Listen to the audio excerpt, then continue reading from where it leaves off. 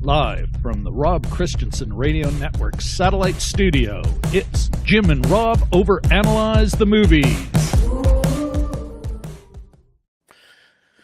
Good evening, everybody. I hope you're hearing me, that I'm actually coming through. I'm doing my damnedest to have the best show to date, but we'll find out, I suppose. Perhaps in the chat. Anyway, all right, folks. Hi there. Welcome to Jim and Rob Overanalyze Movies, the show for movie lovers who love to talk about movies as much as they love watching them. Now, listen, before we get started, I just want to let you know that starting Sunday, October 25th, so a few weeks from now, Jim and I are going to temporarily move our little show to Sunday evenings, and we won't move back until December 7th when we'll have our next Monday show. So what you want to do then is you want to subscribe and you want to ring the notification bell so that you know you're staying in the loop.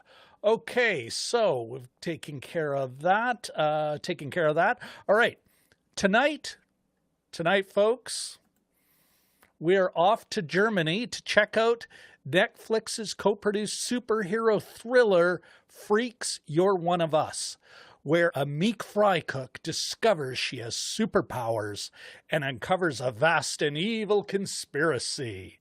Now with that, let's cue the synopsis. You're One of Us opens on a scene of destruction at a German school. Amongst the debris, we meet a frightened young girl named Wendy listening to Roxette's Listen to Your Heart on her Discman. She is comforted by a woman we will come to know as Dr. Stern, played by Nina Kutzendorf. Cutting to the present day, we see Wendy, played by Cornelia Gröschel, all grown up, with a husband, Lars, played by Frederick Linkemann, a son, Carl, played by Finlay Berger, and a threatening past due notice. Apparently, our working-class hero has money problems. Unfortunately, Wendy's a bit of a mouse and can't seem to stand up to her jerk of a boss or have a frank discussion of the family finances with her security guard hubby. Still, she has a good heart, on display when she helps out the dumpster-diving hobo, Marc, played by Wotan Wilke Möhring. He repays her by claiming they both have superpowers, and then flings himself off a bridge, only to return later none the worse for wear. He then tells her if she stops taking the pills, the good Dr. Stern has had her on since forever, she'll discover who she really is. Wendy does stop taking her meds, and everyone starts to notice the changes, including her shrink, her boss, and her equally mousy co-worker, Elmar, played by Tim Oliver Schultz, not to mention some would-be parking lot rapists. Time to visit the hobo in his abandoned water park, Fortress of Solitude, and find out what's really going on. That's right, folks, what's really going on. But before we get into it, let's give you your social cause ingredients list. This movie definitely passed the Bechdel test.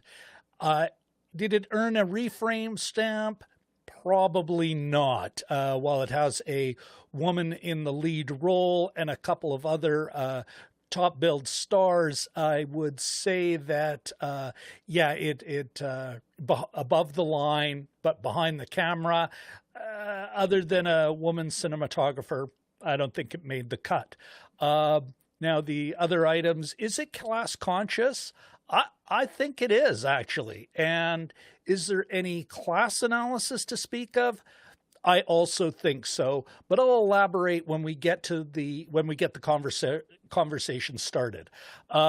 Speaking of which, let's give a warm welcome to the Gruyere in our show's bechamel sauce, my co-host, Mr. Jim Cheboyko. Hello, everyone. Am I coming in? Yes, you are. Coming in hot. Good. I had the right USB ports this time. That's my superhero power. Well, I think you deserve a big round of applause. Thank you. For our man, Mr. Jim Cheboyko. All righty. Okay, that's enough of that. Jim, it looks like we've got a few folks in the chat, so let's shout them out. Our man Shashank. And let's see, Richard and Katie, let's give them a wave. So we got Jim, we've got, you're loud and clear. Richard and Shashank and Katie are in here. So I think we're ready to get the show on the road. Listen, but of course, before we get started, just for anybody new watching, you are in the spoiler zone, so keep that in mind. With that out of the way, Jim, give us your first hot take, brother. Yeah, I literally just finished this. You know, I often think of watching it days before, and I know you sometimes do because of the synopsis and that sort of thing. And I always think that it wouldn't be as fresh, so I actually just finished it within the last 20 minutes, so that's cutting it a little bit close even for me. Just a little fine. Yeah, but I mean, I timed it, so I wasn't too surprised. It was a bit scrambling near the end there, but I used my superpowers to set up on time. This was sort of a different take. I was sort of expecting something a little more, and I don't know even what I mean by this. I was expecting something a little more German, I guess. Like I sort of, and in places it felt kind of American, but it was good. I liked it. It was nice and subtle. Had a very minimalist, like a sort of a scaled down cast. You're only really dealing with 3 superheroes or 3 characters with powers, and you don't even know what city you're in really. Not even sure of the date, like of what year it takes place in. But it was I like, again, watching foreign movies. I like watching people that I haven't seen before. The guy playing Elmar had a little bit of a Gordon Joseph Levitt vibe going on, but it was hey Richard, it was and Katie, but it was good. It was a minor work in the superhero, I think, the superhero genre. But what did you think about it? My first hot take. Oh, Shashank has got to check out. Got a busy week at school, so we'll Shashank, I'm sure we'll catch up with you later. Thanks for popping in, and I know you always pick it up later, so we're looking forward to hearing what you think. What I would, you know what, Jim? I had a great time. I really enjoyed it. I thought this was what the old guard should have been. What the old guard could have been. It didn't take itself too seriously. And I do say you do, because now the Restream thing has levels. I know you can dial your volume down just a touch. Okay, sure. That's cool. But yeah, I as far as I was concerned, Jim, I enjoyed it. It was a lot of fun. I think on the timing, while that wasn't really like right in your face, when you break down the music cues, kids listening to Roxette, so the 90s, and then you advance to now where they got smartphones. So I figured it was like, there's your time cue. Yeah. But I don't think they were really trying to make a time movie. No, and I sort of dig that.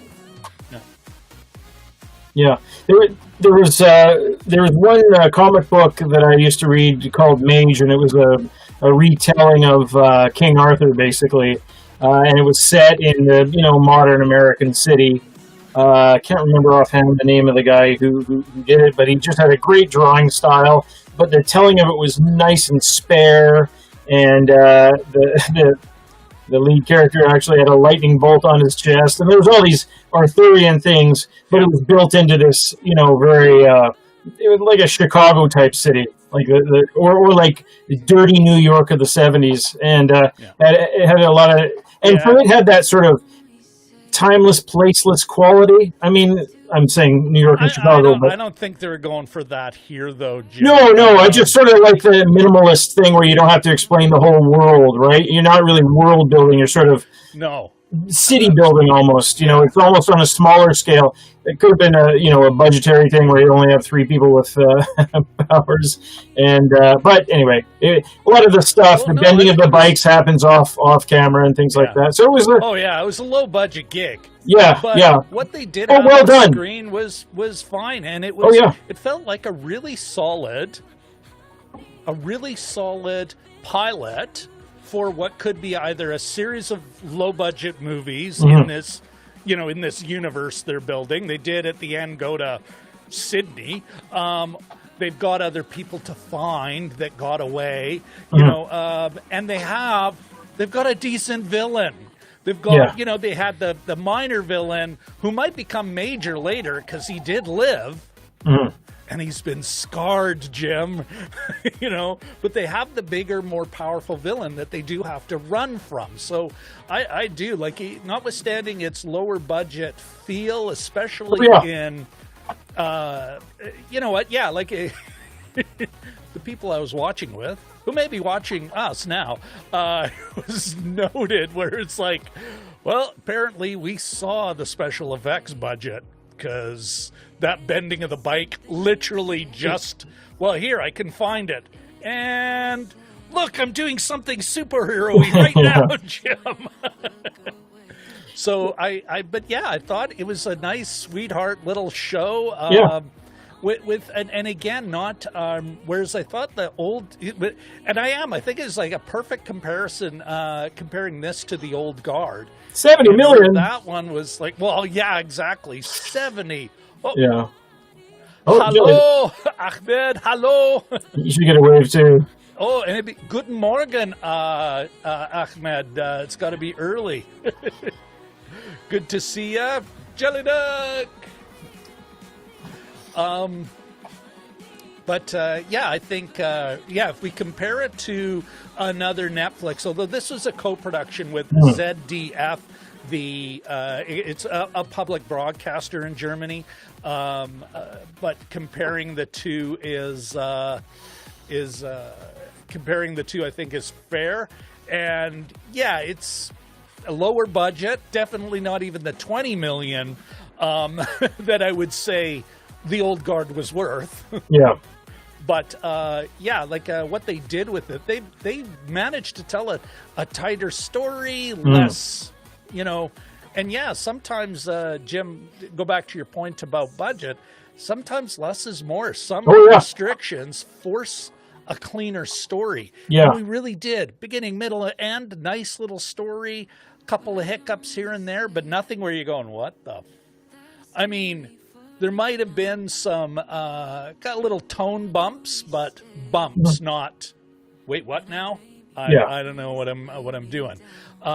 So with that out of the way, what, you mentioned one movie, but what other movies did this remind you of? Well, and everyone in the chat, chime in. If you saw this flick on the weekend or tonight, as Jim does, we want to hear what you think. You know, what your first hot take is, and we'll put it up. All right, but Jim, what other movies did this remind you of? Like, I had a few popping in my brain when it was going. In the sense of sort of an origin story, a superhero origin story, I guess this would. And only in the sense that it was a scaled down. Like when you watch the Avengers, you used to have like 20 or 30, or you lose track how many characters are going. Well, they could only afford a couple in Deadpool. Yeah, that low budget. That's indie. Yeah. So in that sense, it sort of reminded the sort of origin story, not quite origin, but sort of origin. Did you bring beer? No. Last lonely Stiegel. I want to stay clear-headed until after.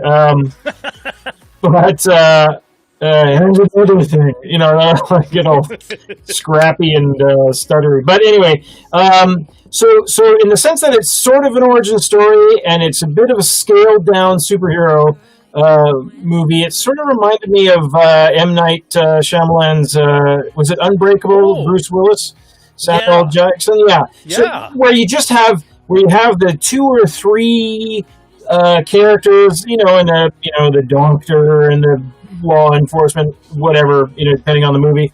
And so it sort of reminded me of that in a way. Just these stories where you don't necessarily, where it's not like an Avengers movie where you have like literally a cast of 30, major stars and all the people and all their powers and things like that. So in that sense, I quite liked it. In tone, it sort of reminded me, this is almost like one of those movies that you would stumble on back in the 80s or something, where you would almost like, in the sense of it's a quieter movie. It operates in sort of a corner of the genre.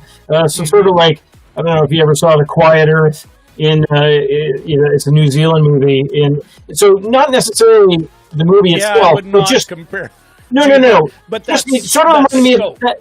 It's almost like a find, like if it wasn't on Netflix, if you stumbled on this late at night, you'd be like, "Oh, this is kind of cool." It's a different take. So just in the sense of the place that it occupies in the universe, a little bit of a quieter superhero movie.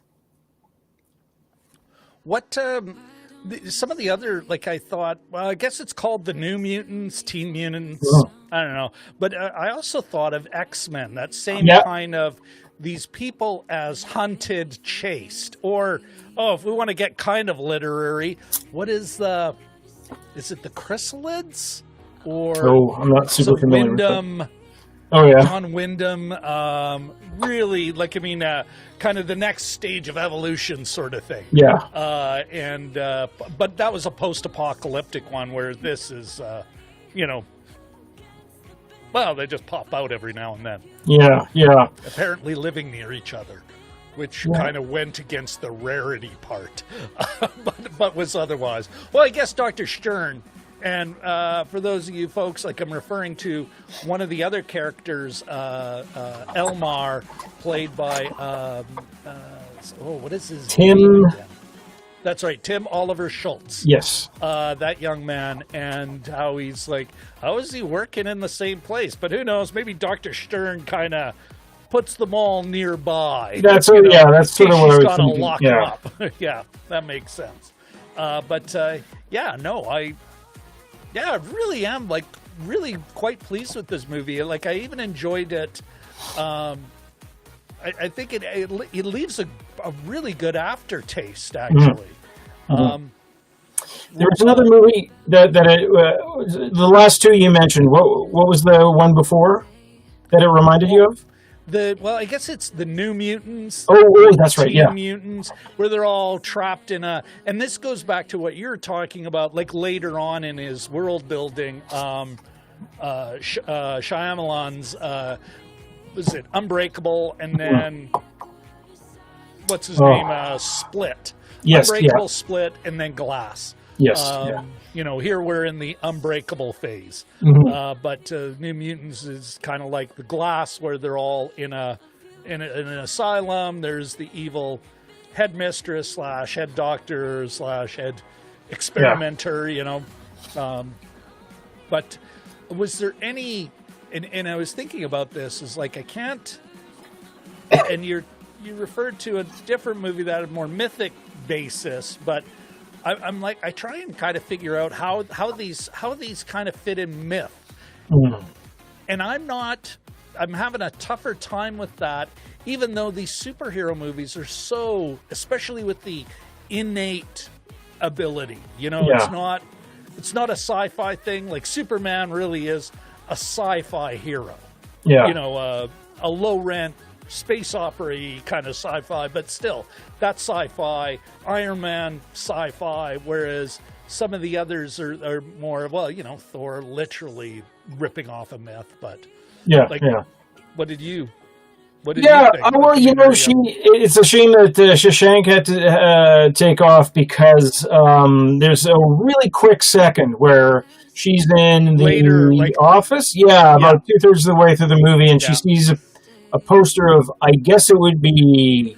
I wanted to say, I wrote down Shiva. I want to be careful about this, Shiva. Because Vishnu's the good one, right? Well, no Shiva, they all have aspects, right? Yes, and I think they're all aspects of Vishnu. Everything's an aspect or an incarnation or an embodiment of... So I thought that was a Shiva aspect of... still remembering some of my research from Three Idiots. Yeah. Oh, yeah, is that... Because there was a reference to Shiva or Vishnu recently. It's probably from Three Idiots. When we were in Three Idiots, where I was like saying, that's Lord Krishna. Yeah, yes, in the 8th incarnation. 8th or 9th, depending on which... Exactly, mythic source you're referring to. I was, in terms of what it reminded me of, too, just to go back really quickly, there's an English, I think I've talked to you about it maybe off screen. There's a show called Misfits. It's super grotty and grimy and dirty and nasty. And there's the thing is that there's an electrical storm, a really weird electrical storm that hovers over whatever down market suburb. Zaps them all, and then they all come out with powers, and they don't know what they are. So it takes them, in the first season, it takes the one character until the 6th episode, the final episode, to figure out what his power is. So it sort of reminded me of that. In terms of mythology, they didn't really, unless it was lost on me. I'm not a sort of a religious studies or a Greek major or anything like that. But there was just that one look at the Indian gods there, and I don't know if it took that as its template necessarily. Another thing about this being German is you sort of, I think they want to be careful about having the strong man, and that's maybe why the Elmar character became the sort of the villain or one of the antagonists, right? Because he saw it as, we're mighty. We almost like when you're talking about right out of the X-Men. Yeah. We're the next evolution. We should become who we are. I would. We really need there are some subtle and maybe some more overt cultural references, but I'm not as sure internally it's as big a deal as she went right up, oh, that's Nazi talk, Valkyrie, we would, it could have been a line in a North American film. But on that, in some of it I just enjoyed. I love that she's a fast food worker in Himmel Kotelett. So the chop house, the chop house, heaven. Yeah. Chop heaven. Was it Chop Heaven? Yeah, okay. Chop heaven. But it's like it's in a gas station because it's a restaurant, a real restaurant attached to a gas station. And all I can think is when I've traveled in Europe over the last few years and driving around and going, boy, what they serve at a gas station is way better. Like that was my direct, for the last few years, experience. It's like, oh, I'll eat at a service station, at a rest stop. It'll be great. The food will be fresh. And you saw it there, and that I totally bought. It's like, oh yeah, big, thick chop, like big servings, properly made. Even when they're hauling around tins, it's not one bagged thing. Yeah. It's actual cans of food that will need to be prepared to turn into other food. Yeah. And I'm like, well, that's German standards. Like, even though maybe every German, or a lot of Germans go, I can't believe you eat that. Yeah. Only because their real restaurants are even that much better. Like I really enjoyed those little reminders of Germany. Like, but I'm also, I really enjoyed that. But I'm also wondering if my read on that is accurate. And I mean, you know what? I'll nag. I mean, right now it's literally 5 o'clock in the morning, and my German friends, if they're still, well, and maybe if they're on, if they're still on daylight time, if they've fallen back, maybe they're an hour closer, which means 4 a.m. So we're not getting there editorialized. No.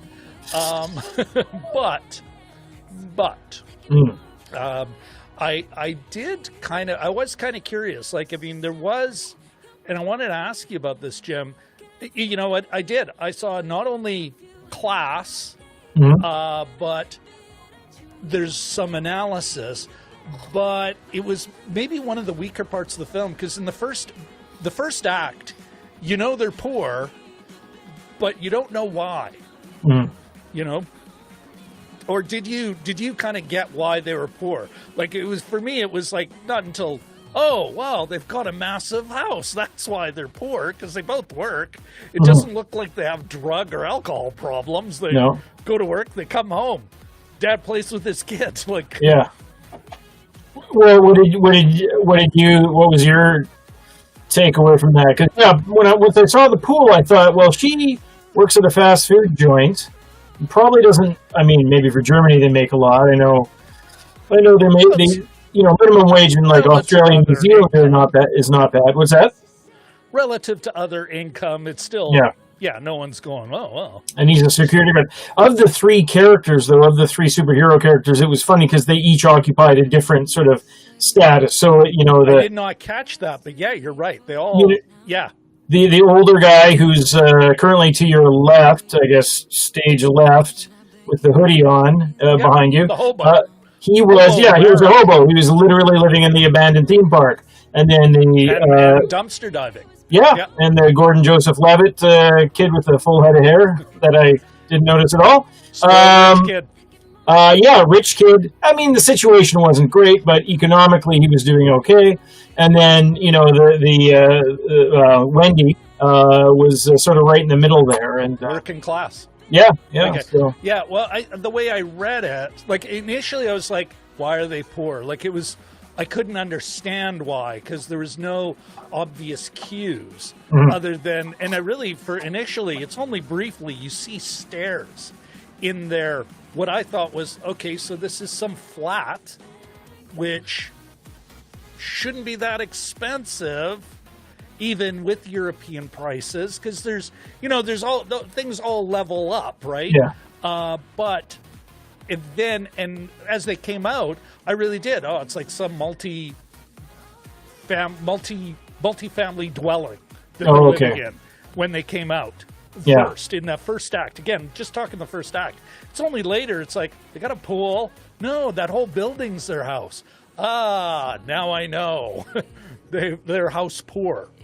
Oh, yeah. They bought this house too much for what they can afford. And that was, but that's a part I wouldn't mind a German who's seen the movie to kind of say, yeah, your read is right or not.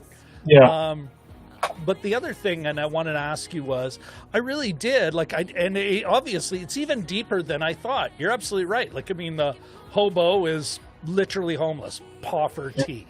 Them just hanging on because there was an eviction notice. There's past due bills. Like they're on the edge, and then the minor, let's call him the minor villain or the immediate villain. Yeah. Is and even heck, you could go even deeper. So the minor villain, don't you love the way I set up the green screen? It looks like I have lovely blonde locks. Or you're turning into a tiger or a lion, rather. Whatever. It's like I have hair again. But the junior villain is this, spoiled, disaffected child of the bourgeoisie. Mm-hmm. And then, of course, there's, Dr. Stern as a member of, like, you could almost say the nanny state. I want you to fit in. Like, she's not even, which is why I thought she was a great villain, because it's not, she doesn't have that, there's no sick cruelty to her. It's, you get why she's the bad guy, but you're not, so there's that. But I also thought, so she rips off steals all that money. Kind of wondering how she didn't get caught. There's some plot holes that I wouldn't mind talking about just briefly, but but we'll put a pin in the plot holes. But there's a couple more. That wasn't the only one. But she steals the money out of the bank machine. They get out of Hawk, and then all of a sudden, and this I really bought, again, back to more of the class consciousness, it's, you're that poor, you don't want anyone over, you don't have any friends, if you're not just depressed, but you're also, you can't afford to have company, can't afford to go out, you're just stuck, right? Mm-hmm. All of a sudden they have money, they have these people over, including probably the parents of the kids that she knows was bullying her kid. And this is where the analysis comes in, is that her and her husband, they kind of look at each other and, this bourgeois bullshit. And it was like, like they're recognizing it's like, well, and you could almost say, well, this is how they got there, because they're chasing after bourgeois bullshit, and there they are. And So that's why I thought, I could mark this as something that had some analysis, that it was aware, not just aware that there's different classes, but how it works. That you don't necessarily get sucked in by the bourgeoisie, but just by being crushed. There's other consumerist lures that can get you in a spot where you're barely hanging on. And I thought that was cool. It was also the part where she did the whole the lead bully. I was like, the way the kid was like, no. It was all an accident. And then they don't learn, because you saw that there was a cutscene at the end, eh? Oh, yeah. Well, okay, but that I think, of course they don't learn, because they're nasty little pieces of work. Yeah. And so they're back on him, your mother took off, where'd she go?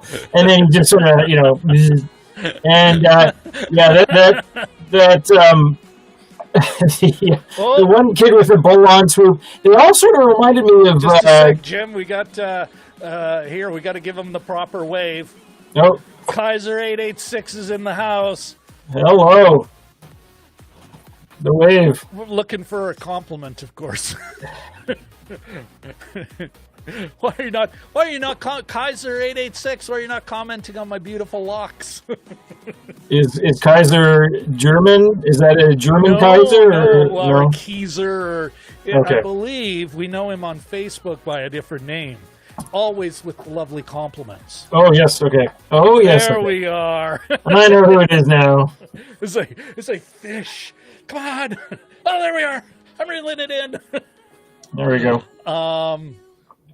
Where the heck were we? Where the heck were you? Were saying something, then I cut you off because I was too busy hunting for compliments, fishing for compliments from our. Oh, the kids.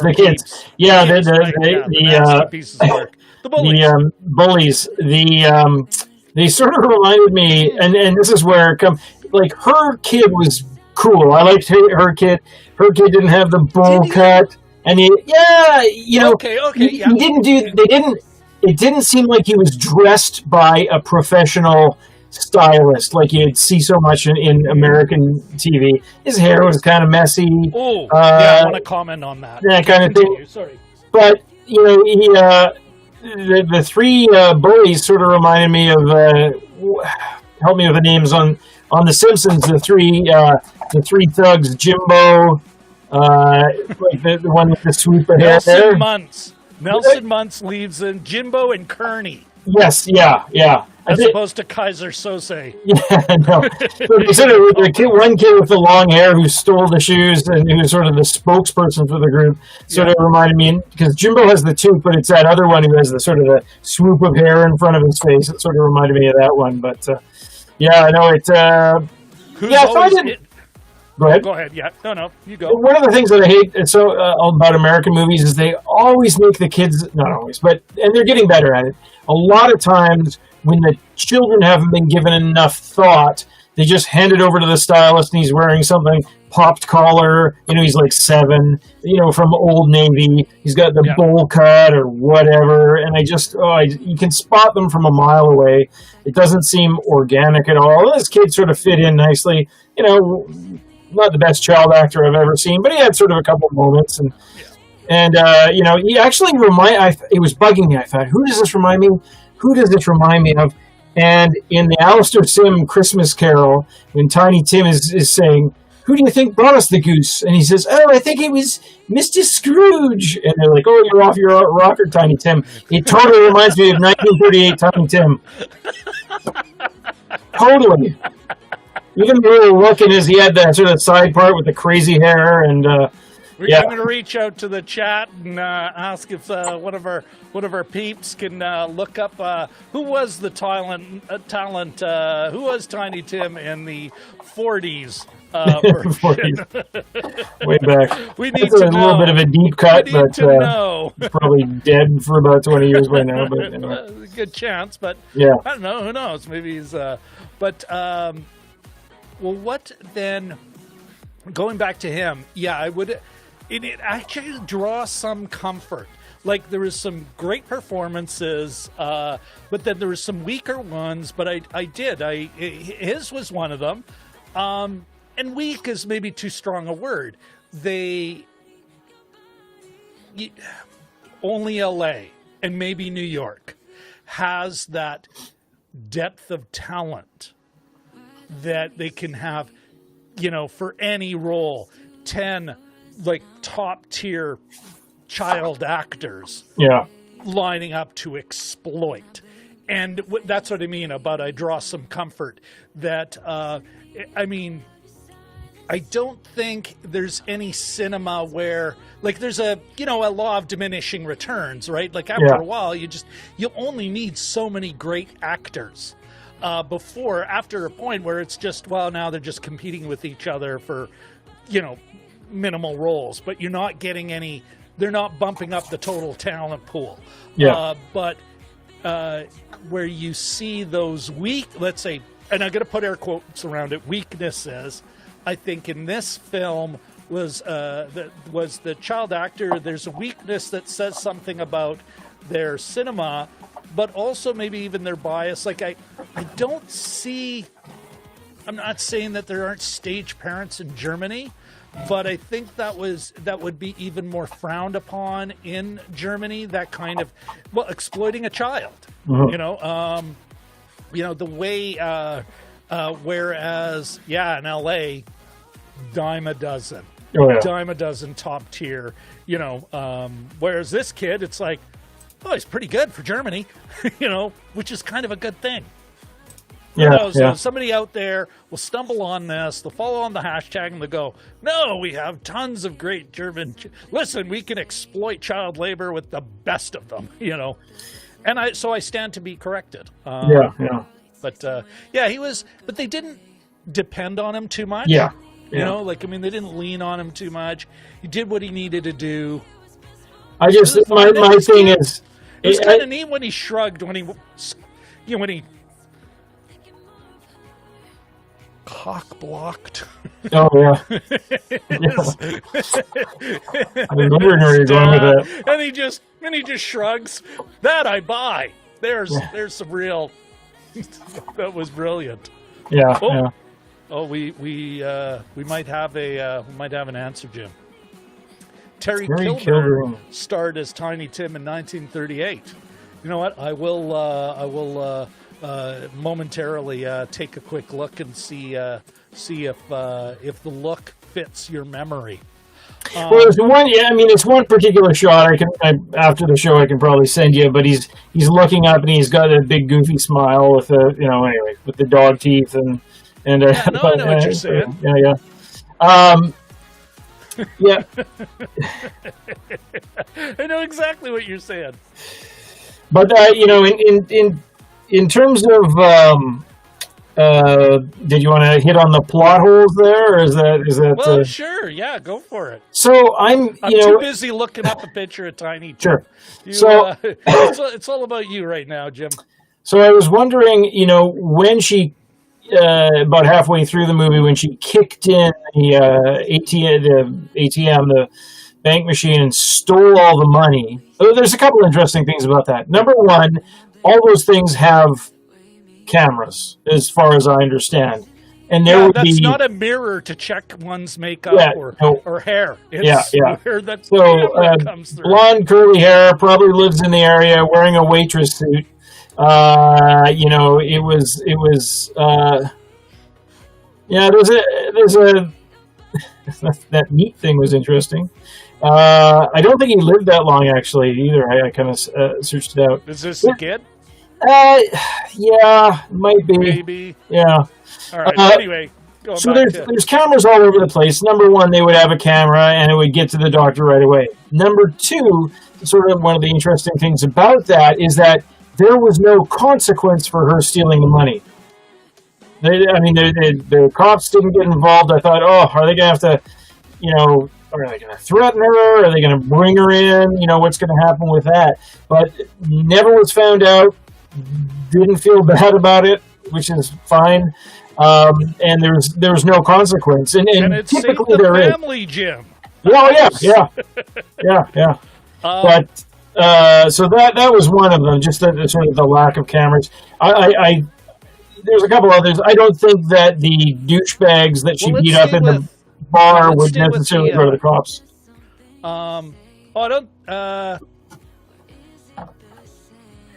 Well, let's go back briefly. I want to go back briefly to. Sure. We'll take one plot hole at a time. Yeah. So.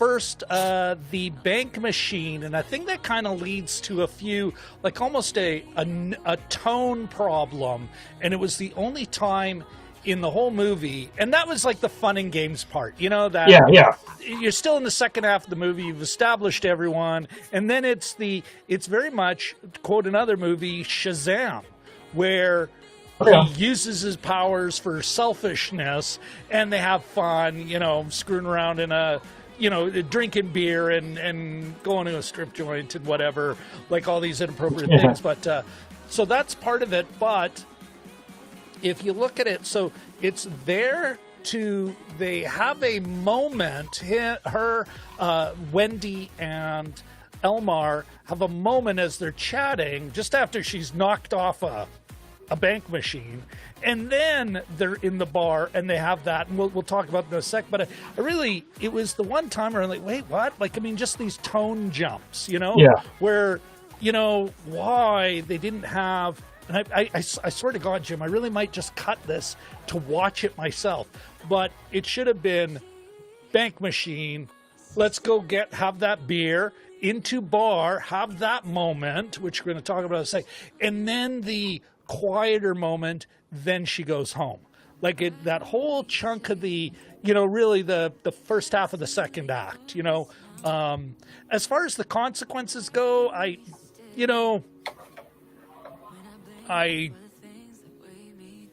maybe it would have been nice to hear a siren, but I was kind of okay with it. I was too. Again, it was more like, you're going to get caught. Yeah.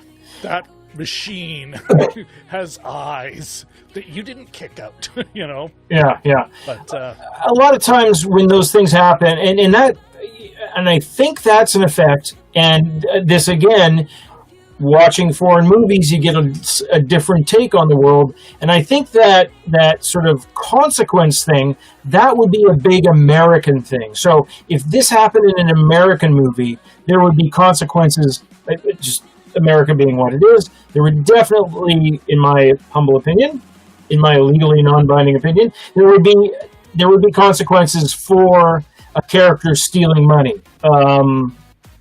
I disagree, Jim. Only because, like, I mean, Shazam recently came out. Yeah. And, I mean, were there consequences to as Shazam being a bit of a jerk? Yeah. Yes. Yeah. But, you know, there weren't those consequences. Yeah. Even as he was zapping people in the, like, yeah. So I'm not, I don't, especially since a bank machine, I think if she knocked off a bank. Yeah. It's a victimless crime. Then she's a different character. In fact, I'm going to go do it after the show. Well, also, you know, if it was Deutsche Bank, good job, you know, but, sorry. Well, no, maybe we've got to rewind it. Maybe it was a little DB or. And it could be that American movies are better at that, like getting a little bit better at the sort of the finger wag kind of thing. You're right, but you know what? I have to disagree with you. Yeah. Is that all my life reading American books and watching American TV and watching American movies, you are primed to expect consequence for things. And one of the most profound experiences I had reading was when I was reading 1984, and the character Winston Smith liked this woman, and there was rumors that she was super promiscuous.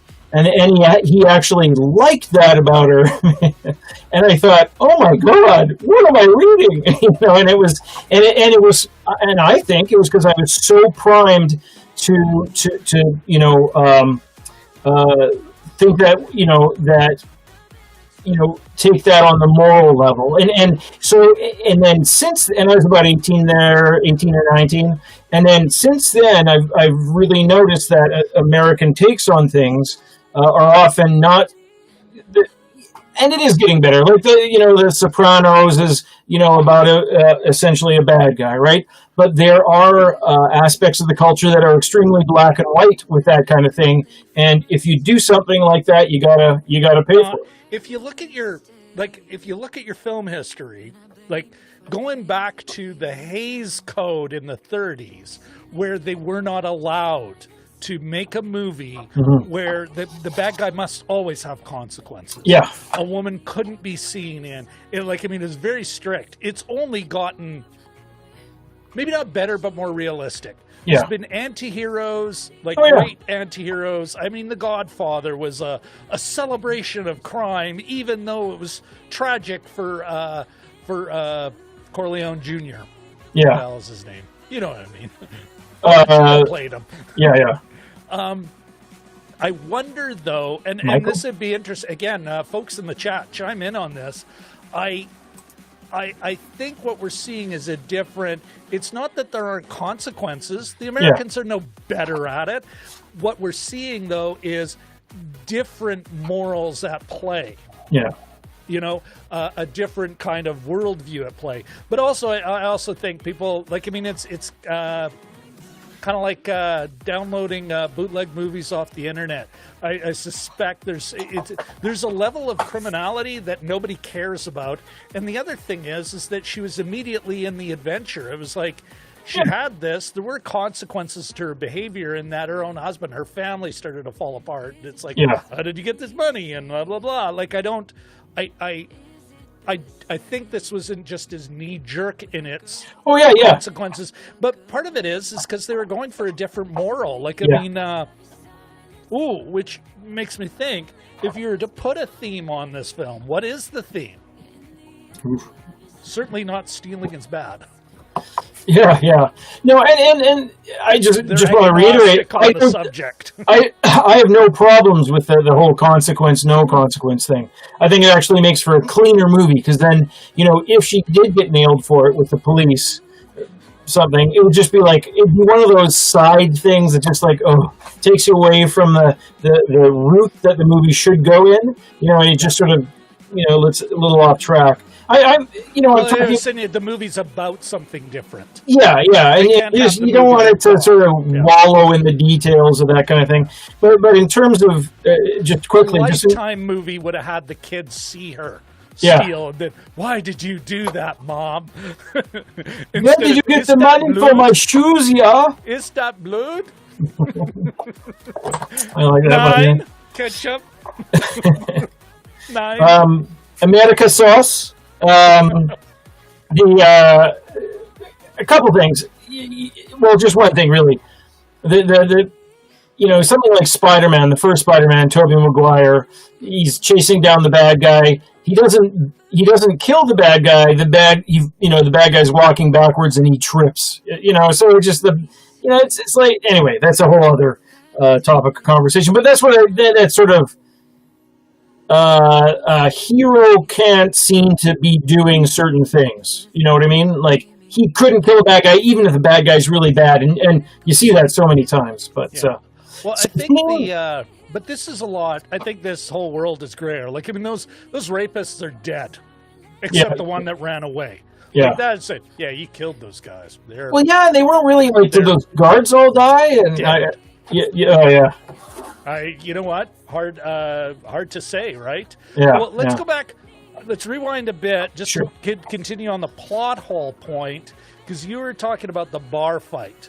Well, fight, where she lures the bullies, the douchebag bullies, into the men's restroom, and beats crap out of them all. Yeah. And then a cop shop. Yeah. I thought you wanted to say something. Oh, sorry. Yeah, I thought you were leading the stage. Okay, I thought you were dramatically leading to a point there. Yeah. No, and Jim. This is sort of a minor thing. I don't necessarily know that the douchey guy would report the fact that he, just on the basis of his own sort of ego, if he would report on that. I mean, maybe he would. But, he still had the blood. If you end up in the hospital, the blackened face, maybe. All of a sudden, it's like, maybe you need it for insurance, or who knows. But there's a part of me that's like, they're Germans. Of course, they reported it. Wow, the law was broken. Yeah, exactly. Exactly. But we just thought we were going to have dirty bathroom sex. Yikes. But that was kind of I enjoyed seeing them. Well, get beat up off screen, but they handled a lot of those things, and again, you could tell that, and this is maybe a budgetary thing, but having requirements, restrictions, we have budgetary restrictions. Having the one character with the powers of electricity is kind of genius, because all you have to do is flick on and on and off a bunch of lights. And that was really well handled, I think. It makes for a great visual representation. So when Wendy went home, because he had threatened her family, and theirs was the only house on the block that was lit, that right away what that means. There's no he's there, they're there. I mean, it's like a big neon arrow. I keep on getting my hand in front of my own light. But anyway. Without any lame, I'm going to take this glass and crush it with my bare hands. And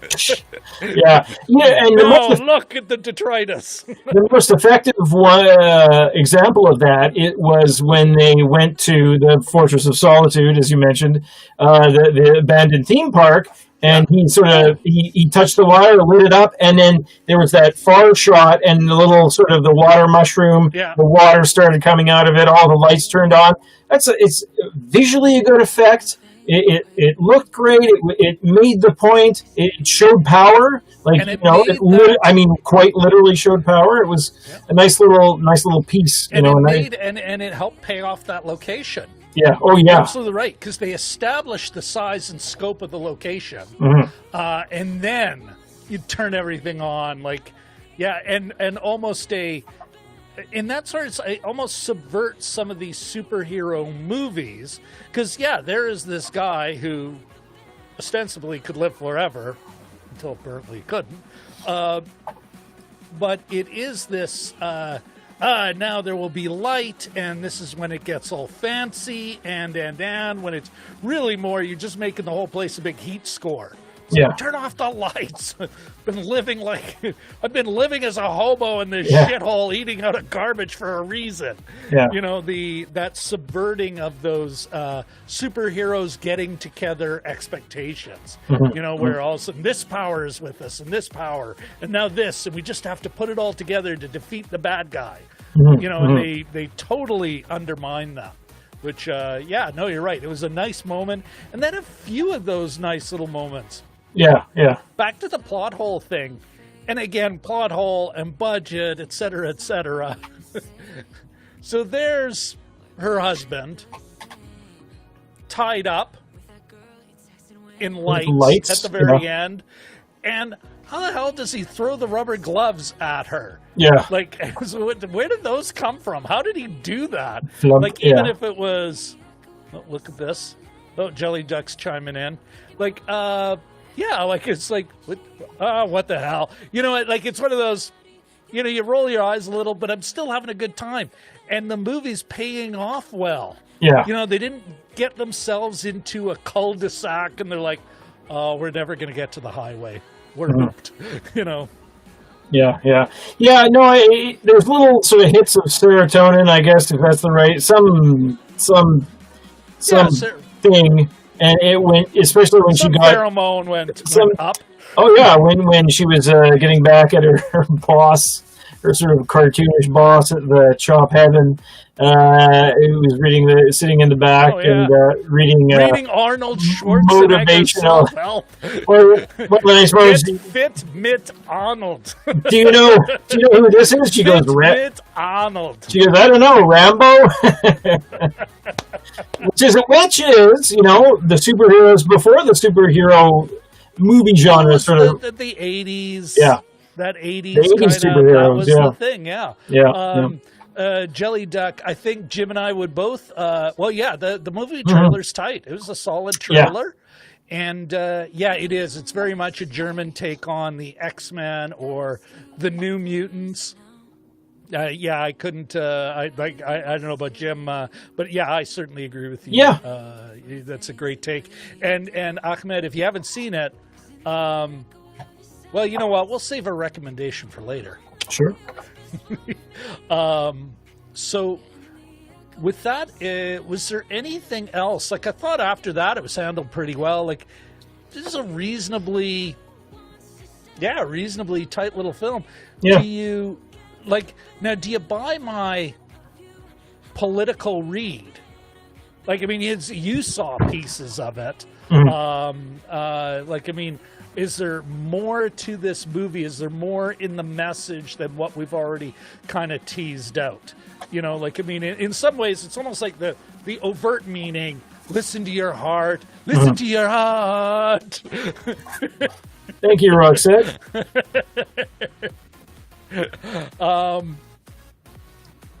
You know, so there's that, you know, that very much, kind of an anti the man and being who you are. Like, I mean, well, I was just going to say, like, it is overt. I think, you know, and you have to sort of probably ask an actual German this, but I think there was really a sort of a warning against what is it's not just Übermensch, but isn't there a word in German for strongman, or not necessarily? Sorry? Something with 4 more syllables than it requires. Yeah, yes. Something along the lines of the Übermensch, and you know, I'm just. You know, I didn't research this, but I think there's a real danger of sort of seeing, and I think that was the issue with the Elmer character, is that perfection in power and like a lot of things they're experiencing down south now, the one we are mighty, we can change the world, and it's almost like that makes will to power. It's like I can, therefore. But I think that Ubermensch is probably the best. Although probably Nietzsche, if he was alive right now, would disagree with our use of it. But sometimes I think some of these folks where it's like, well, I didn't mean that. Well, it's kind of the logical conclusion of what you said. Yeah. Not our fault. That maniac took your shtick to the logical conclusion. It almost is, and I was talking about this the other day. I was saying to somebody, if I had superpowers, I said, boy, I probably really would do some not very nice things to some bad people. And then I thought, and somebody was talking about the One Ring in Lord of the Rings, and that, you sort of think, well, how would, somebody, well, it's the notion of that ultimate power being like super dangerous, that Gandalf doesn't even, as good as Gandalf is, I don't know how we got onto that from this, but as good as Gandalf is, it would still be bad for Gandalf, him. Galadriel passed it up. They all did. All the Eldar did. Eldar, Valar, whatever. Yeah. Whoever they were. And so it's that danger of power thing, I think, really comes. That's sort of touched upon, but she basically tells him, like, you don't want to go down this path, and I think... I'm not sure that that's the overall theme, though, the overall overt theme. Because on the one hand, you got him, who is, very much a personification. But on the other hand, the other devil is Mom. Yeah. And you could potentially read it as a pushback on the bourgeois or petty bourgeois nanny state, that kind of social control. Although one could say it was a flip. I was reading this great book about German parenting and how they're pretty hands-off. But in part, it was a reaction of World War II, and say, and a new generation of parents going, no more rules, no weird uniforms for the kids. We're not doing that. You're the one who. Your crazy parenting created what the hell we went through, and look what it did. So you could kind of maybe they are both sides of the same coin.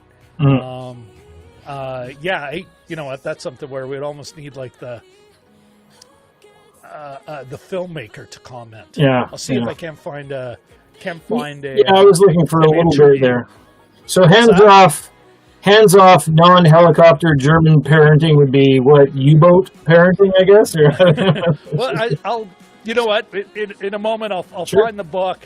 It was, and I think I got it at $2 a Kindle, but it was a North American, like a lot of these ones where it's like, I was a North American. I married a German guy. I moved to Germany. I ended up, we came back, then we went back to Germany, and we're raising our children there, and whoa, is parenting different. And it was really comparing that.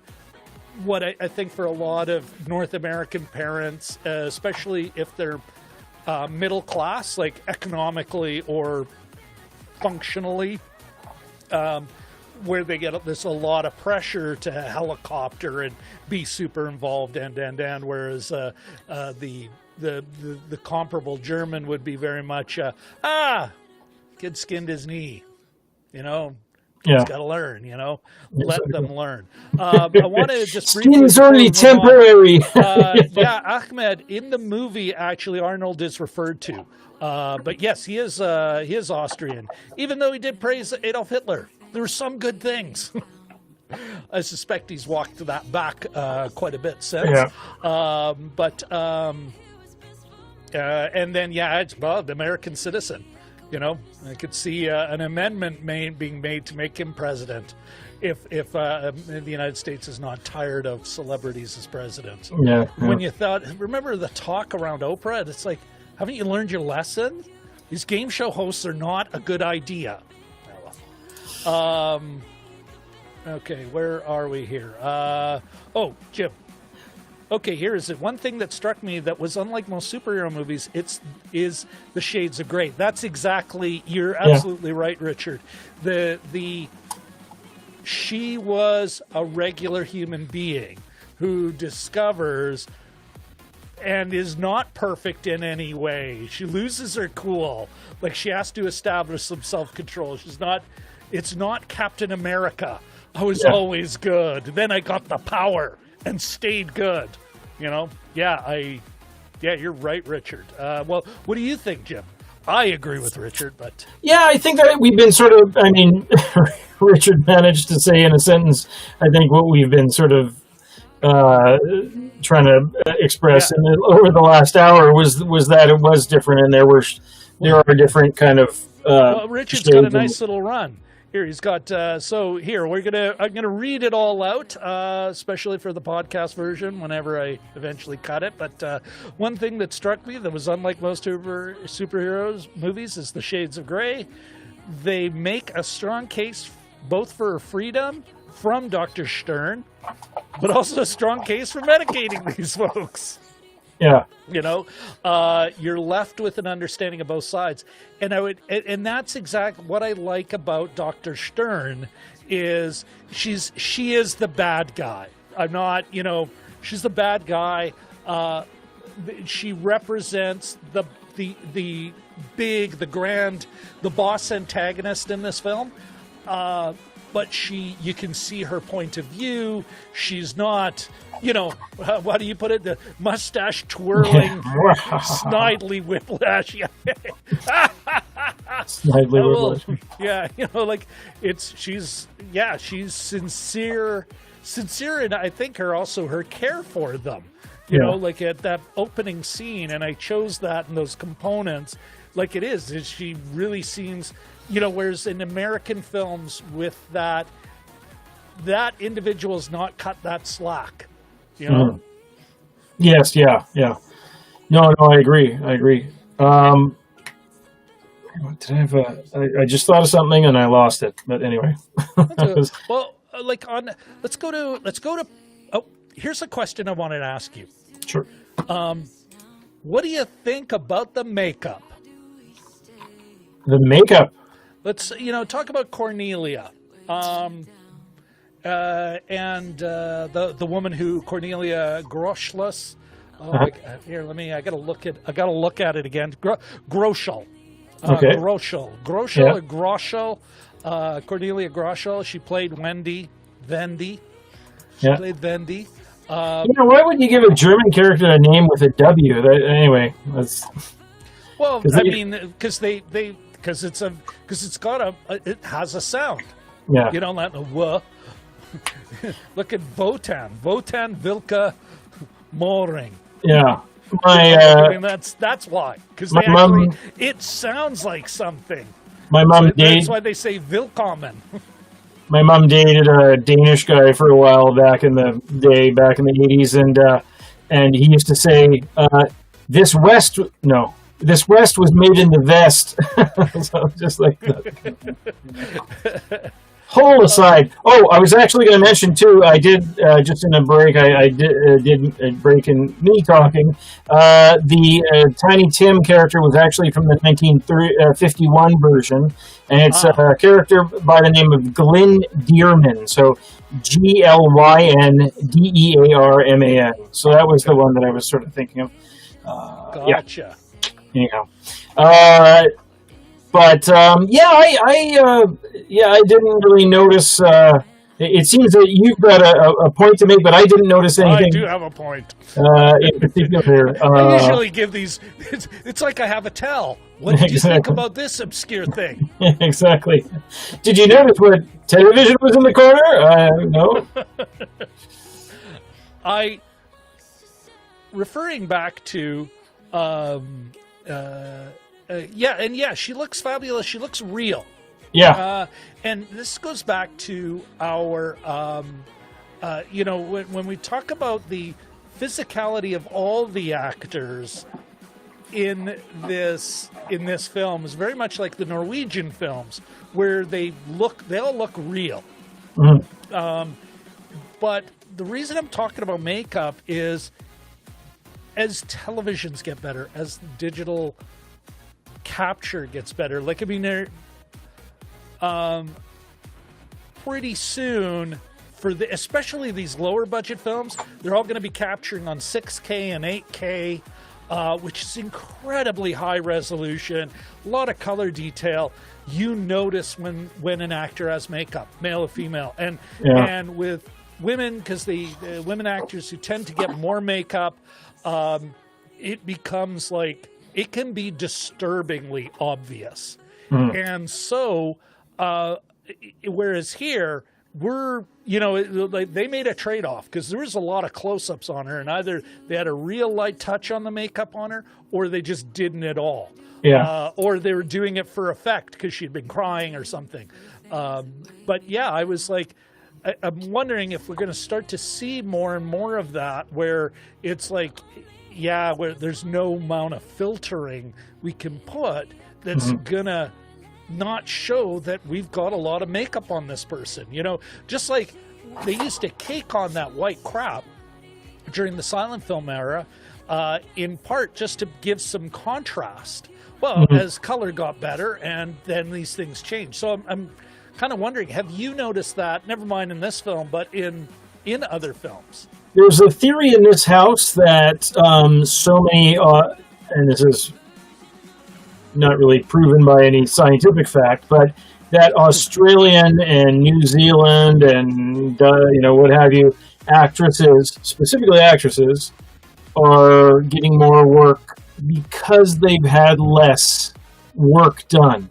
So you're starting to see a lot more sort of, now it's not every one of them, but occasionally, like in the States, if you, I'm wildly generalizing here, but if you, a lot of even the young ones seem to have had some injection or something that, when Nicole Kidman first came out, remember how sort of natural she looked. I mean, over time she's obviously had this or that done, but so I sort of wonder if it's more whether or not they've had surgery or not, that might, rather than makeup. I'm not sure, but I think makeup and surgery are so they're different things. There's no amount of surgery that's going to make complexion work, right?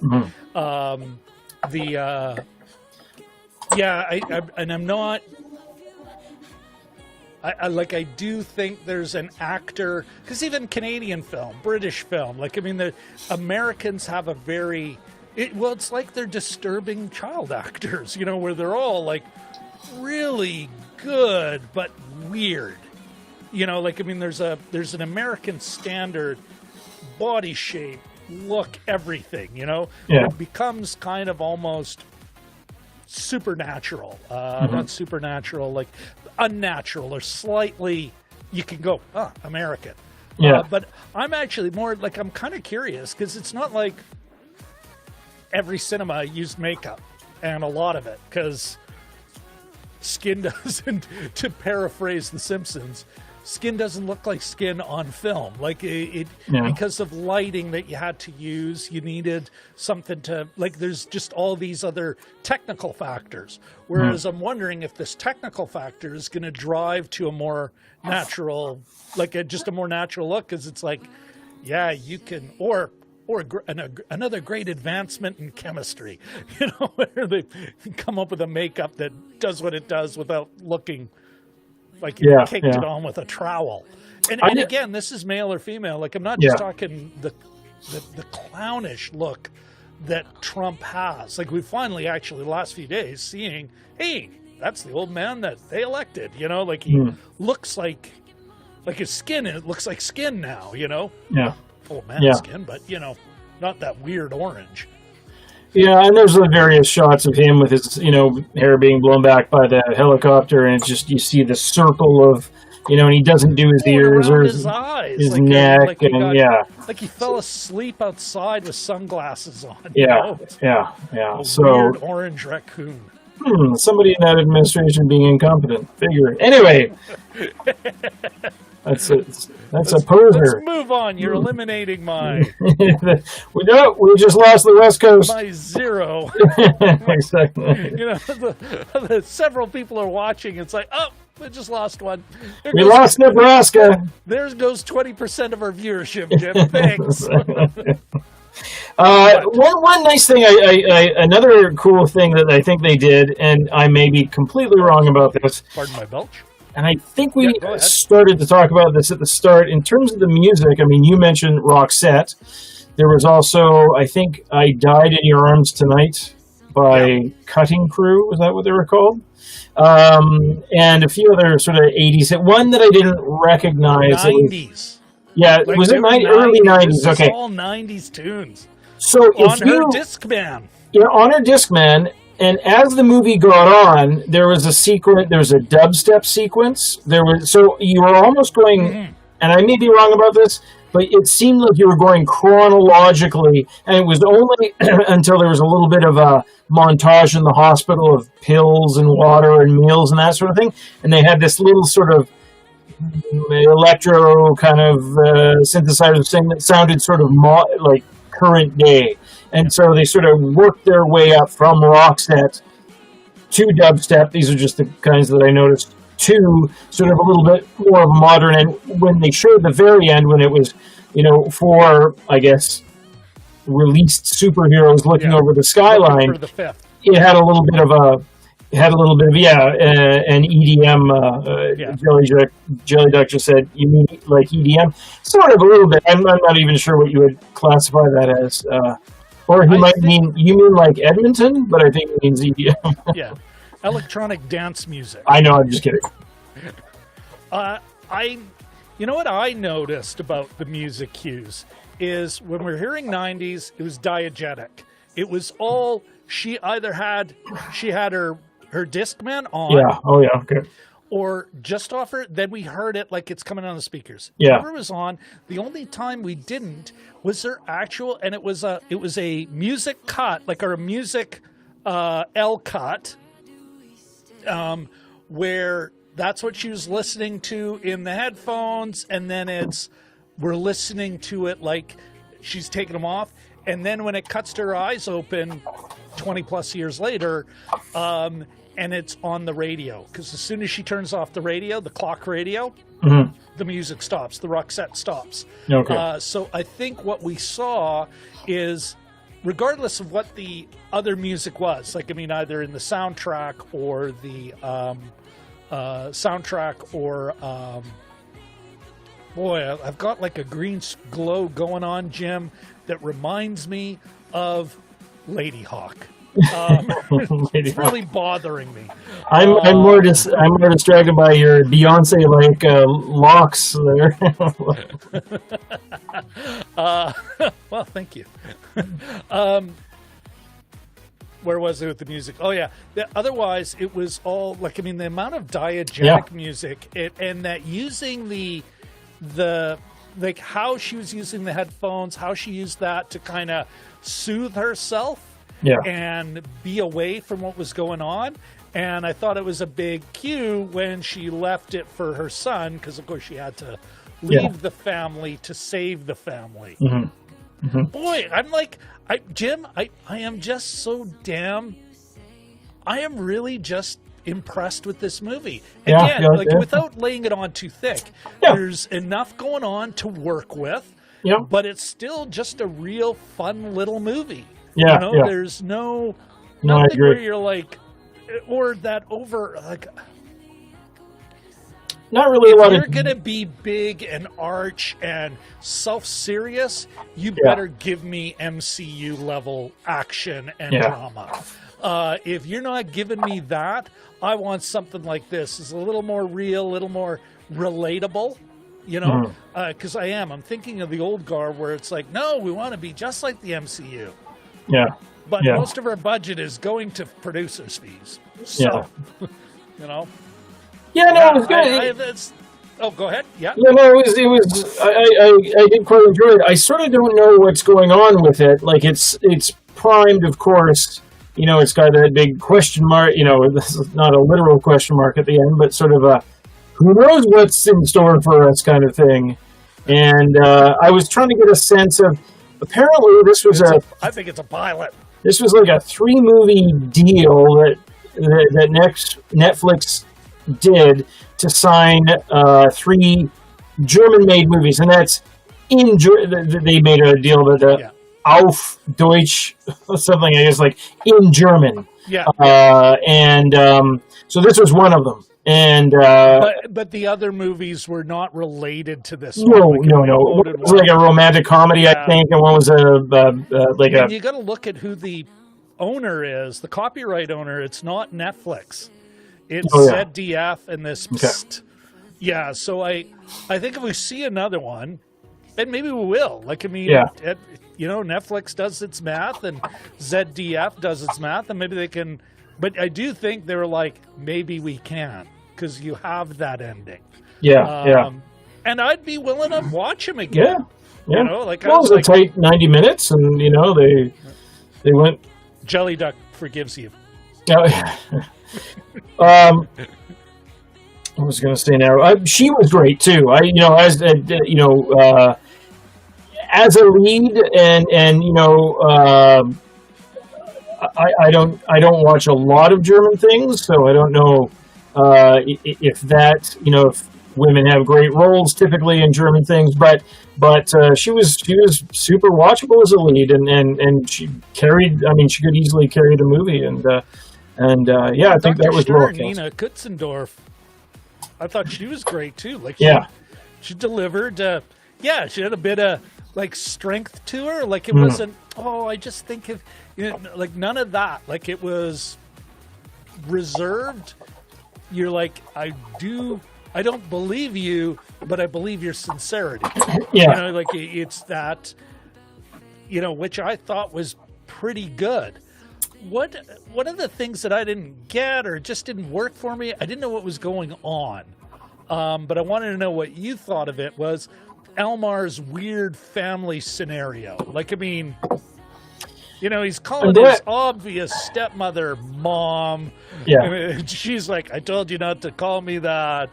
And, she almost reads as a stereotype. Yeah. I was like, I just didn't know what was going on there. And there is where I really wish,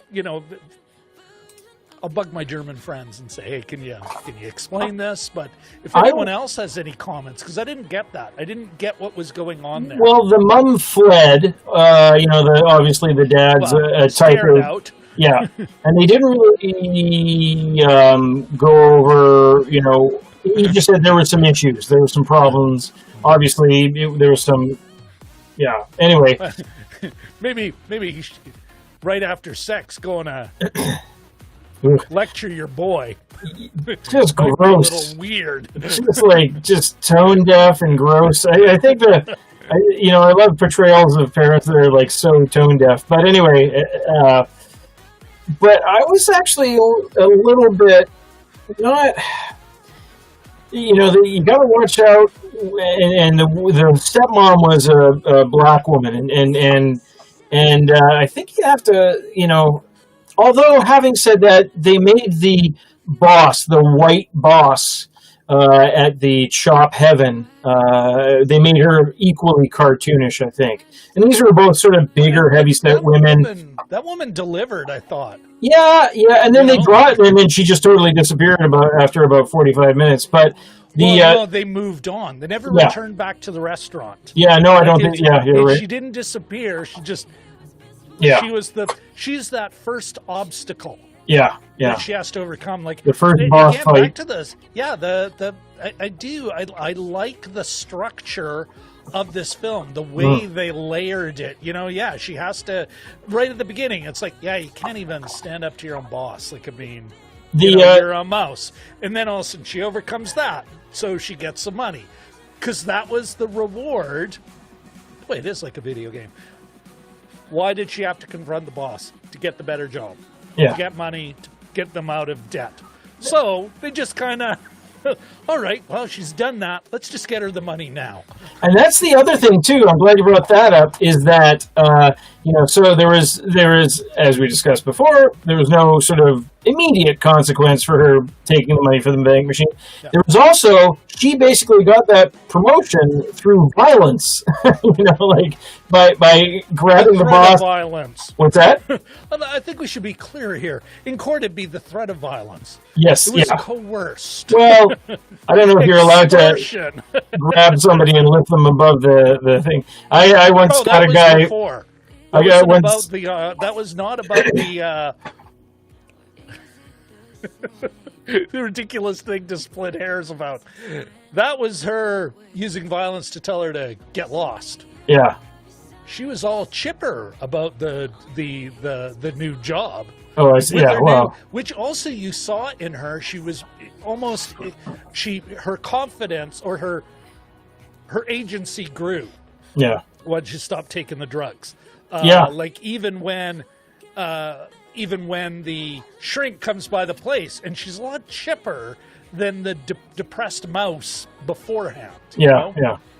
I mean, you're not allowed to grab somebody by the collar and lift them off the floor. No.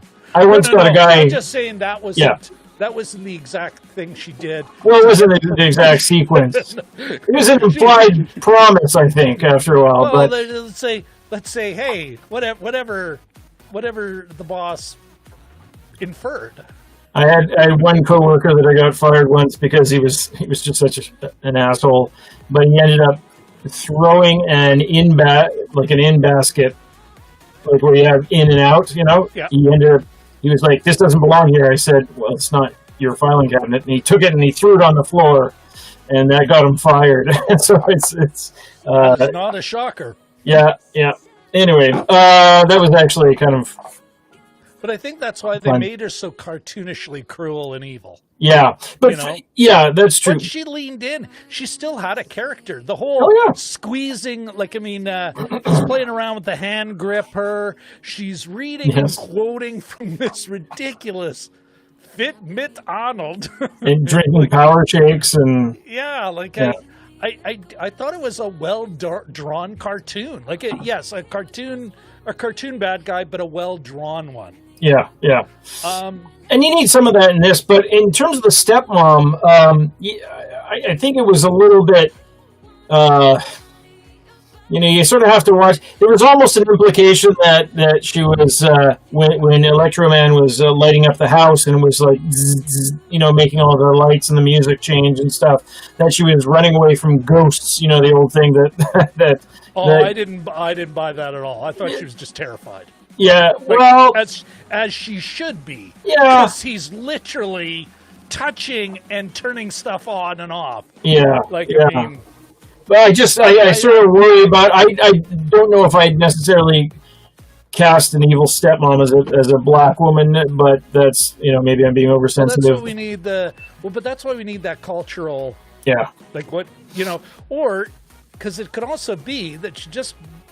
Again, you only have so much money. The talent pool is only so deep. Yeah. They had a few great performances, a few solid performances. After that, it's like, here, you be this, you be that. Yeah, who do we got left? Just, hey. Yeah. If you're bending your bicycles off screen, you're also compromising in your talent, Okay, where are the good bicycles? All right, where are the bent bicycles? Dad was like, why are you so weirdly angry? It was just like that whole family situation I didn't get. Are we missing a scene that explains more? Yeah, you know? And they live in such a big house, and to have an adjoining wall in such a big house seemed kind of gross too, but anyway. Well, I don't know. The bedrooms are usually in the same place. Yeah. I think we need kind of a cultural. I just don't get the family dynamic. I never got it. I don't know what's going on here. Yeah. But we need somebody, a German, to at least. Is there something, or who knows? Maybe some Germans like that. Your guess is as good as mine. Canada. Yes. Yeah. What about? Actually, before I say that, look at this.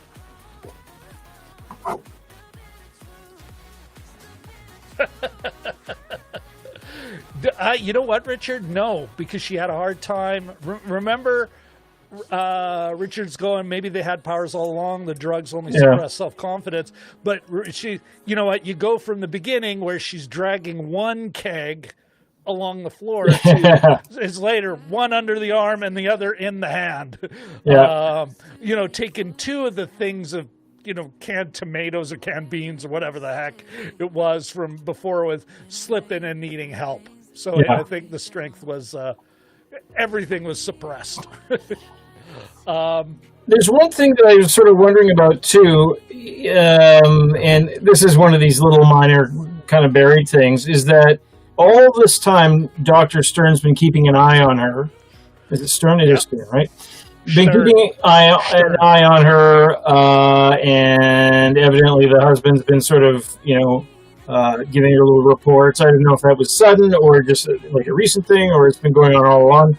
And the family's obviously struggling, and yet she's got, like, I sort of wonder if it was, I wonder if there was something there, like, did they use these guys for research, or were they being kept sort of tamped down by the medication, or like, she was sort of underemployed, right? I mean, she. No, I don't think. I think she was a full-time worker. Yeah.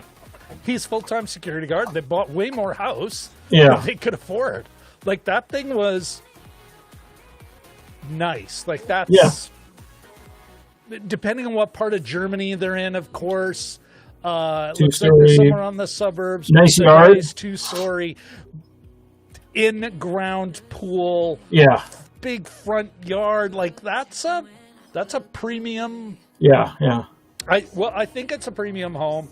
Like, we're not talking downtown Paris, €500,000 for a flat, but probably a €500,000 house, or could very well be a €500,000 or north of a €500,000 house, and they are working class.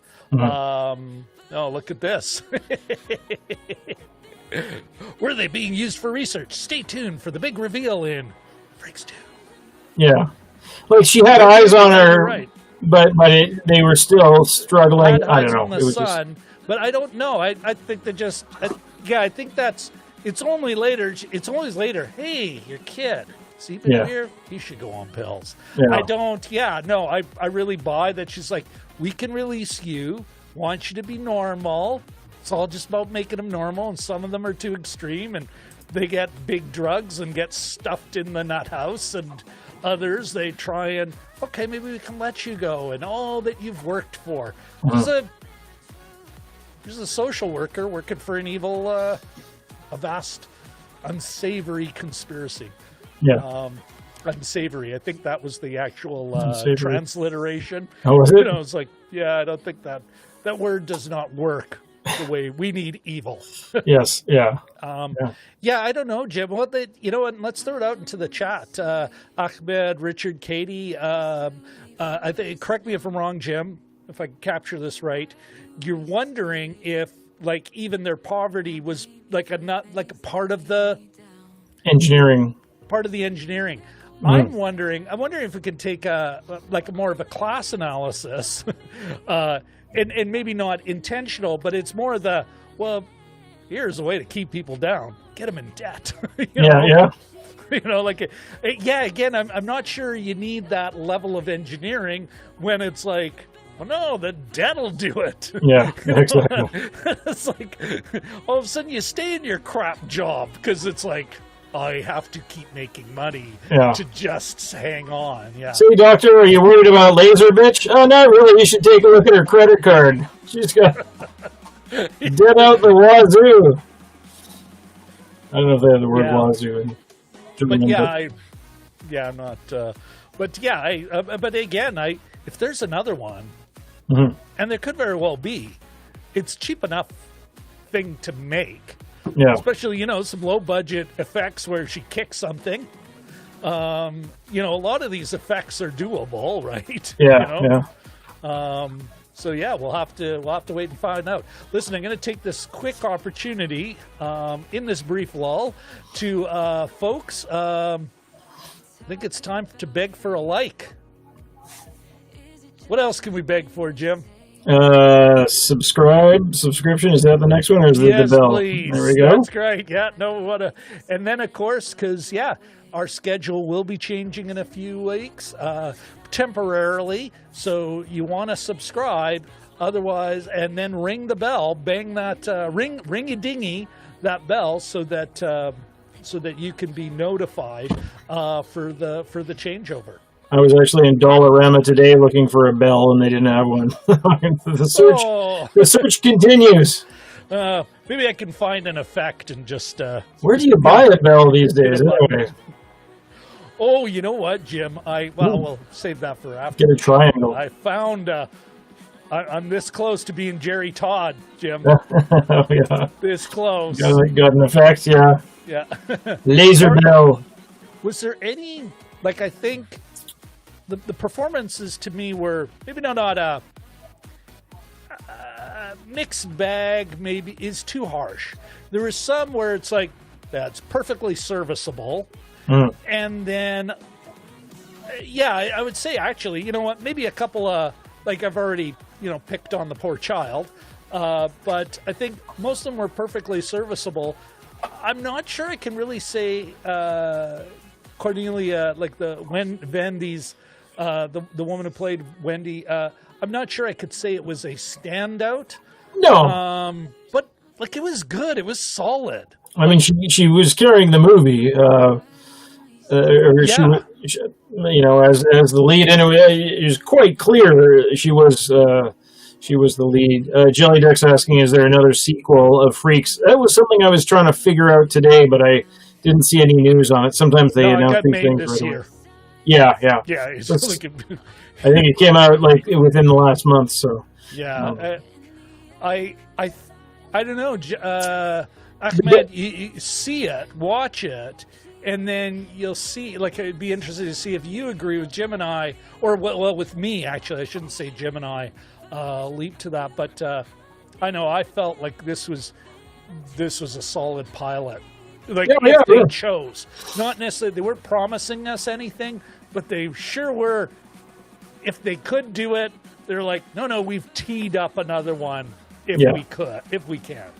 Yeah. Would you buy that, Jim? Yeah. Oh, definitely. I mean, it's one of those things that it's quite obviously leading into that, and it could also be a standalone. But in terms of the performances, I thought she was great. She carried it. The guy who played Marc, I'm not going to slaughter his name, but Wotan? the guy, Wotan, Wilke, hoodie guy to your Morthus, to your right there. But he's a big. I just took a quick look at his Wikipedia page, and he's a big award-winning actor. He's won tons of TV awards, and I think maybe movies as well. I just took a quick scan before we got on air, and don't know too much about the other guy there, but I think he may actually be like a North American, or born to North American parents. I wouldn't be surprised. Tim Oliver Schultz, the Schultz, but the rest of it's pretty North American sounding. Yeah, exactly. Although it didn't sound like his German was fractured or In terms worthy of looking up. Here's a question that occurred to me while I was watching it, and I wanted to ask you: do you think? I mean, you choose a title and you're stuck with it. I don't know if the title exactly suits the movie. What did you think about that? I mean, it's Freaks, You're One of Us. I did. Now, I get why they call it that. I don't know that they played up that Freaks notion, almost like the X-Men, where these people are the other, right? That they're looked down upon and that kind of thing. Freaks implies that someone is calling them a freak, and that doesn't really happen too much in the movie. Maybe they're calling themselves freaks, I guess, but Well, there's certainly. That's a great question, Jim. They certainly, I think they were good. The characters were all good at describing themselves as freaks. They may not have used the word a lot, but that they certainly felt it. Because they all have a kind of a sense of they're not in control, or their nature has a negative effect on those around them, especially their loved ones. Right? Yeah. And we'll see where they take it, if they get to take it anywhere. I think it was fine. Like the freaks, you're one of us. I'm wondering, now this is thinking out loud, Jim. I'm wondering if You're One of Us was the actual working title. Oh, okay. Freaks is referred to. Now, that's just me speculating. Yeah. Because that was said a number of times. No, you're one of us. We're together. Yeah. We're, trying to build that kind of common identity that, hey, you're one of us. Like, that this is a good thing. But then the freaks part, but who knows? It could have been, and I think I'd agree, because this is not a dark movie. You're One of Us works if it was darker, if it was more down note, if it was creepier. Yeah. More dark sci-fi, more consequences at every level. Yeah. I think that would have worked. And but Freaks, it's the better title for something lighter like this. Yeah. It still has some substance, but they're definitely going for, well, interesting to see what Shashank thought. But I think, German family, this is good German family fun. Yeah. With a masturbation scene and a couple of things. Well, that's the European. They're probably okay with that too. I think though that, I'm wondering. The rest of the world is not North America. Yeah. And A-list Hollywood or CBC bullshit. To be too sharp, where it's forever, but won't, forever that moralizing. I just think the rest of the world's a lot more comfortable with sex. Just period.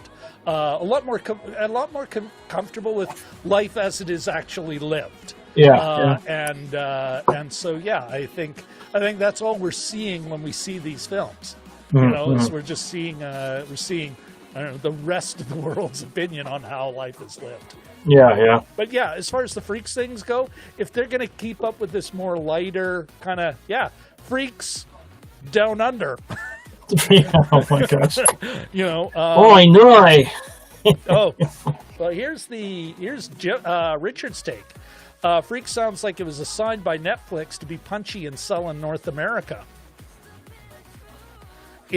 Now that would be interesting on what I want to say the German title is is Freaks. Yeah. Du bist und von uns. Ich ein Berliner. That's the JFK quote. I was just kidding. Yeah.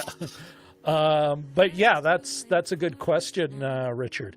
Was it just a sign? But I think that some of it, Freaks has a better tone than You're One of Us.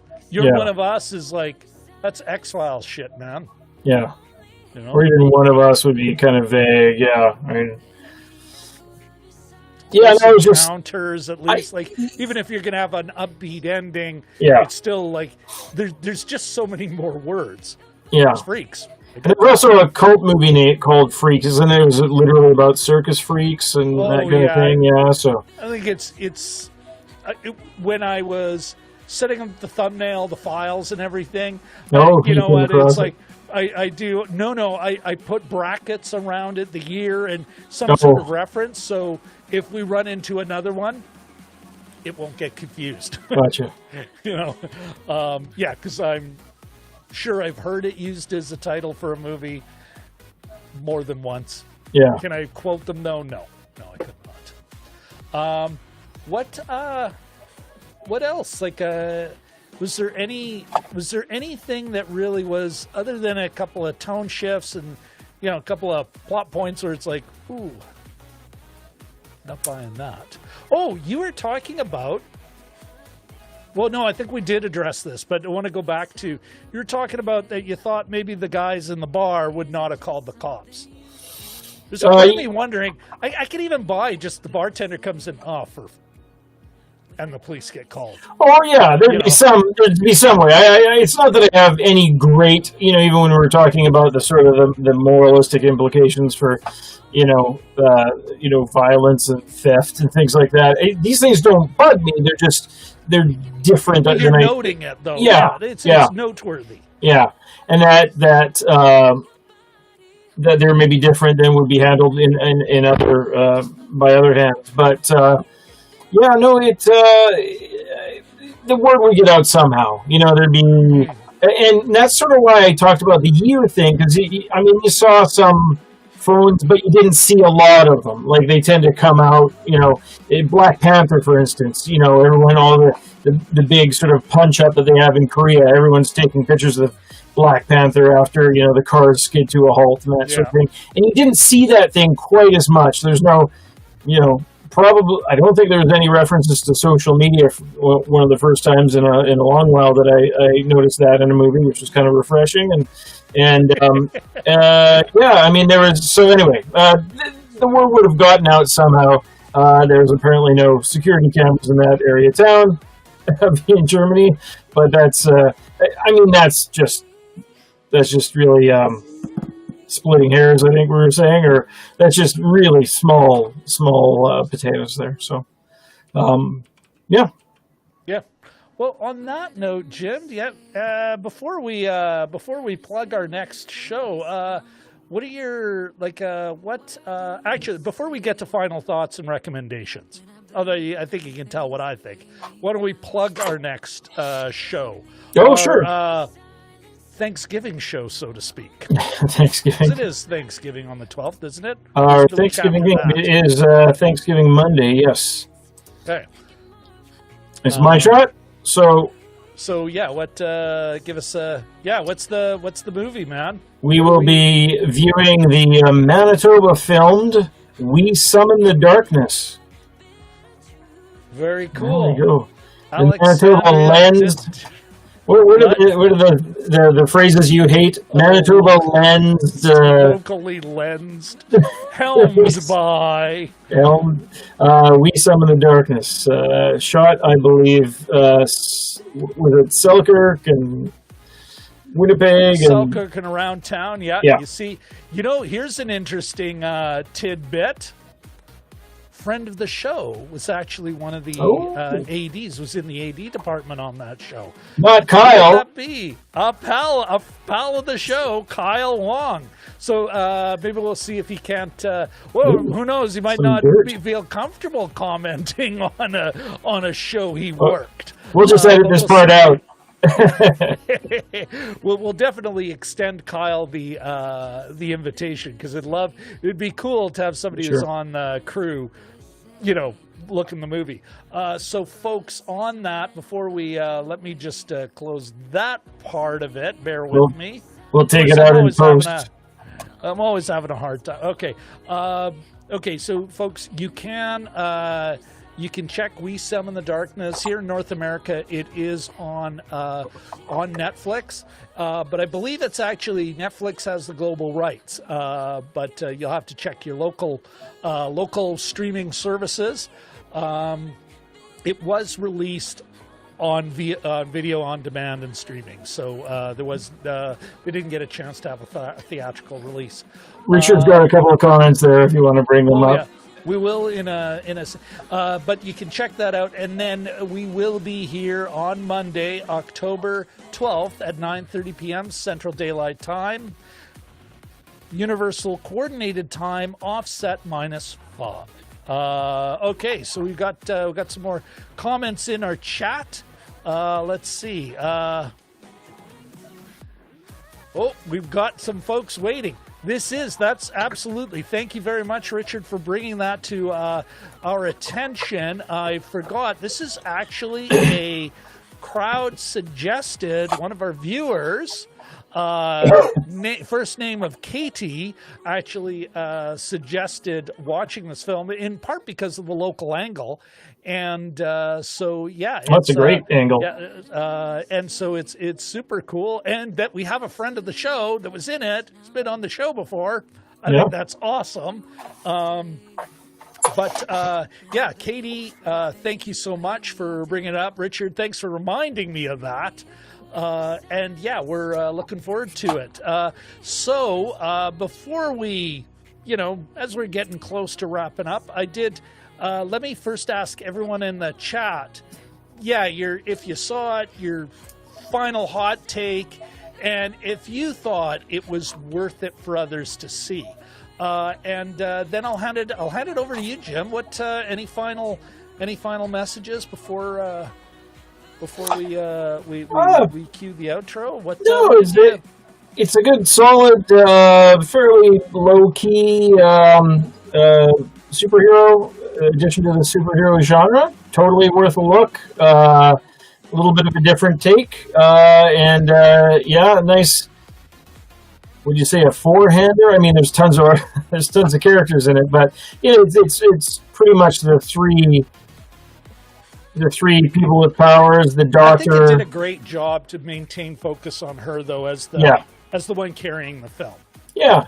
There's about eight major characters, but it's nice, tight, 90 minutes, and it looks like it's primed for a sequel. So, I would recommend this. It was a fun watch, and not too. Nothing that sort of took you out of it. Not like there's no statement where you're like, oh, they don't have to deal with this again. But it was, it moved well, and it was a good solid movie. I agree with you, Jim. Like, I didn't have to push through. This wasn't. And I do yes, I agree with you. Solid film.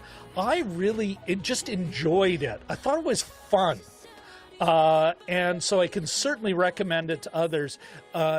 It's a nice, fun little movie. It's got a little more substance than you'd think. It's almost like a really nice, like a great.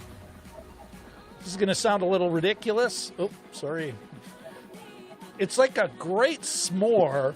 And you're like, really? These are granola graham crackers. Wow. So I thought it was a solid flick. I had a lot of fun. I would definitely watch the sequel. Yeah. If we're so fortunate. I at no time did I want to look up the price of gold or what the going rate of real estate is in Germany. Yeah. I thought it was solid. Folks, look at this. Oh, wait. Now, here's a cultural thing and an age thing, I think, but Katie brings up the point. No woman ever wears their fast food work uniform to the bar. Not a single one. Yeah. I am going to, again, I want to cut Vendi some slack. She was stepping out on her husband, not to step out on him, but she was leaving, as she always did in her uniform, to go to work, and then they ended up at a bar.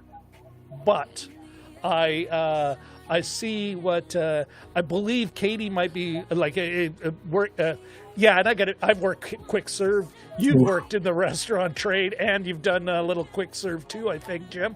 Or have you? Yeah. Oh, yeah. Would any of us ever? Oh, what beers? You bet. And just put on a jacket and off you go. Try working at Red Lobster and not smelling like fish after a shift. That's a challenge.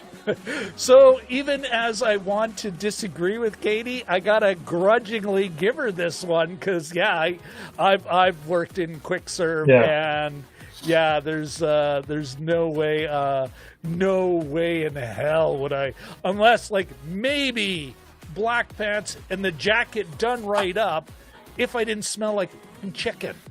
Yeah, oil, no, I need French fry oil. Yeah, just even a t-shirt makes all the difference. It's like having a shower, So you know what? We may have to give. you are perfectly fine with Katie's position, and I have to grudgingly let go of my defense of this costume choice. Although I suspect it was a real choice, and now it spurs me to wonder why they chose to have her wear it all the time. Well, it's in the movie poster too, so that was a choice. Yeah.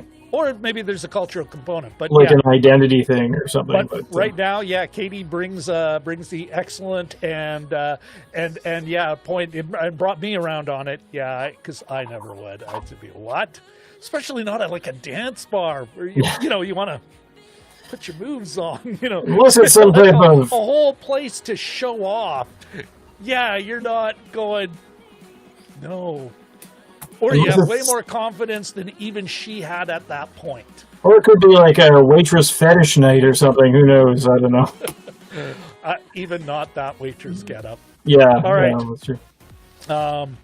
Okay. So on that note, I think we're about to wrap it up here. We got final thoughts. We kind of know what we figure it's worth the time, right, Jim? Oh yeah, absolutely. Yeah. It was shorter than this broadcast, so we blew through the running time of the movie. Yeah. Okay, I'm going to take this minute before I cue the outro. I'm going to take this minute just to shout out the folks who came in and joined us in the chat. We've got Katie, we've got Richard, we've got Ahmed from hollering all the way from Kuwait, Jelly Duck 100. We also have, and I'm just scrolling through here, we've got Kaiser 886, Kaiser like Kaiser Sose. Good to see you, man. And yes, we are handsome. And we will not forget it.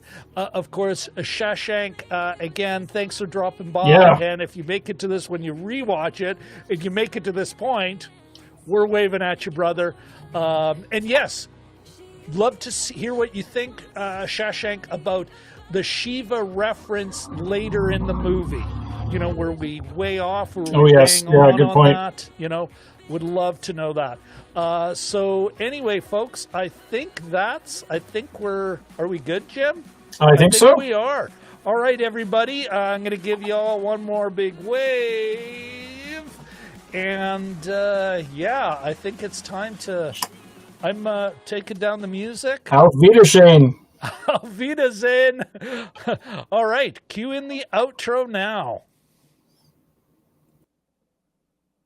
I've been in your world.